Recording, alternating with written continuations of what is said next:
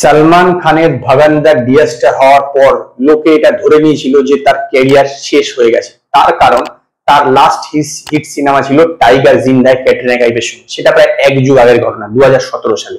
তারপর থেকে তার একের পর এক সিনেমা ফ্লপ হতে হতে লাস্টে ভাগান্দার একদম ডিয়াস্টার হয়েছিল। এবং তারপরে তার একটা খবর ছড়িয়েছিল যে তিনি একটা সিনেমা করতে চলেছেন গোবিন্দ নাম হে মেরা সঞ্জয় দত্তের সঙ্গে। দেখে মনে হচ্ছিল 90-এর দশকে কোনো সিনেমা।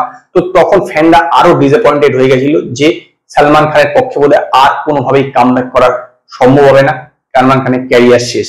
কিন্তু সালমান খান নিজের চিন্তা ভাবনা অন্য জায়গায় রেখেছিল এবং সেই জন্যই তিনি একটি নতুন সিনেমা সাইন করেছেন। এবং এই সিনেমাটা হচ্ছে 2020 সালে ইন্ডিয়া এবং চায়নার মধ্যে যে ঝড়প হয়েছিল গলওয়ান ঘাটিতে, তার উপরে এই সিনেমাটা। এবং তিনি সেখানে একটি কর্নেলের রোল করতে চলেছেন, সেটি হচ্ছে বিকু মাল্লা সুরেশ বাবু, যিনি 16 নম্বর বিহার রেজিমেন্টের কর্নেল ছিলেন। এবং ইন্ডিয়ার তরফ থেকে সেই যে ঝড়প হয়েছিল বা যে সৈন্যদের মধ্যে যে হাতাহাতি লড়াই হয়েছিল, তাদের যিনি লিড করেছিলেন সেই চরিত্রটা সালমান খান করতে চলেছে। এবং অপূর্ব লাখিয়া এই সিনেমাটা ডাইরেক্ট করবেন। টোটাল এই সিনেমার জন্য 70 দিন শুটিং করা হবে, 20 দিন শুটিং হবে লাদাখে, জুলাই মাস থেকে এই সিনেমা শুটিং শুরু হবে এবং তারপর 50 দিন হবে মুম্বাইতে। তো এই অপূর্ব লাখিয়া ডিরেক্টরটি সম্পর্কে আপনারা একটু জানাই রাখি। অপূর্ব লাখিয়া একসময় বেশ ভালো কিছু সিনেমা আমাদেরকে উপহার দিয়েছে, যেরকম হচ্ছে শুট আউট এট লোখানওয়ালা সিনেমাটা যথেষ্ট ভালো তিনি। কিন্তু রিসেন্ট টাইমে তার যে সিনেমা সেটা শুনলে আপনাদের কিন্তু সত্যি সালমান খানের যারা ফ্যান তারা হতাশ হবে। হাসিনা পার্কার এই সিনেমা কিন্তু তিনি ডিরেক্ট করেছেন, বুঝতেই পারছেন কিরকম হবে ডিরেক্টর। তারপর মুম্বাই সে আয় মেরা দোস্ত অভিষেক বচ্চনের সঙ্গে যে সিনেমাটা ছিল সেই সিনেমাটা কিন্তু তিনি ডিরেক্ট করেছিলেন। তো এই সিনেমার ডিরেক্টরকে তিনি কেন চুজ করলেন সেইটা ভেবে কিন্তু অন্তত আমি আশ্চর্য হয়ে যাচ্ছি।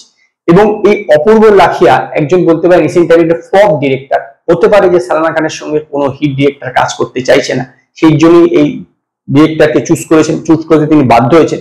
তো এই যে সিনেমাটা, এই সিনেমাটা কিন্তু অ্যাকচুয়ালি সালমান খানের এর আগেও একটি করণ জোহরের সঙ্গে এরকম সিনেমা করার কথা ছিল। সেই সিনেমাটা এটার থেকে আলাদা ডিফারেন্ট স্টোরি, কিন্তু সেখানেও তিনি একজন মেজর রোল করতে, এখানে তিনি একজন কর্নেল রোল করবে। তবে এই মোটা পেট নিয়ে তিনি কতটা কি করতে পারবেন আমার মধ্যে কিন্তু ডাউট আছে।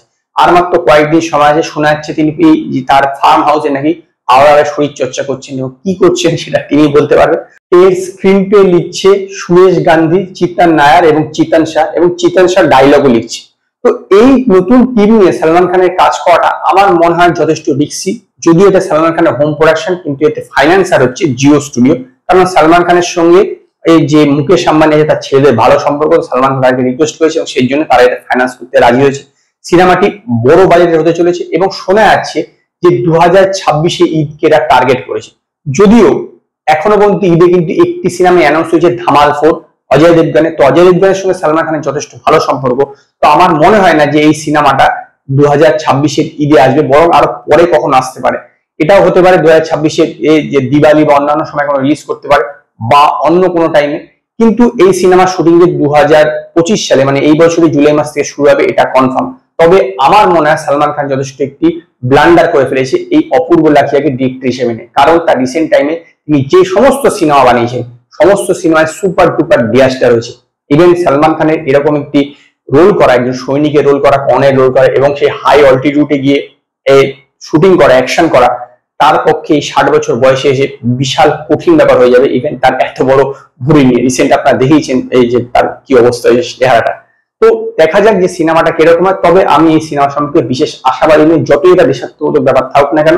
বিষয়টা যথেষ্ট পুরনো, আর দেশাত্মবোধক সিনেমা এখন লোকের দেখতে বিশেষ একটা পছন্দ করছে না, সেটা যাই হোক না কেন, যতই রকমের যে রকমের টাইপের সিনেমা হোক না কেন। তো দেখা যাক যে এই সিনেমাটা কিরকম হয়।